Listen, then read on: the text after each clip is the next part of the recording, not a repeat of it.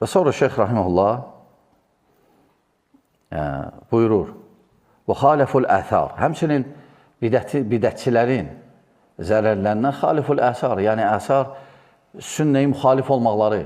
Çünki kim bidət iləndə sünnəyə müxalifdir. Necə ki, la iləhə illallah'a müxalif nədir? Şirk. Muhammed Rasulullah'a müxalif nədir? Bidət.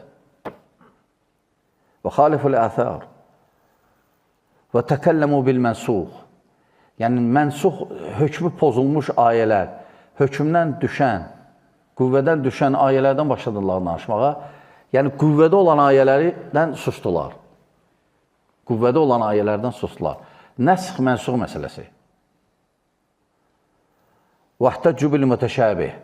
Oxşar şeyləri gəldilər. Aydın şeyləri, ayələri qoyub, hədisləri qoyub, oxşar bir neçə məna verən ayələr və ya hədislərə başladılar. Dedilər, hə, bu, o deməkdir ki, bu bizə aiddir. Və fikir versəz firqələrin demək olar ki, hamısı Qurandan gətirir. Hətta Quranilər var. Əksinə şeytanilərdir. Şuar ilə bilər ki, Qurandır, amma kafirdirlər. Kafirdirlər.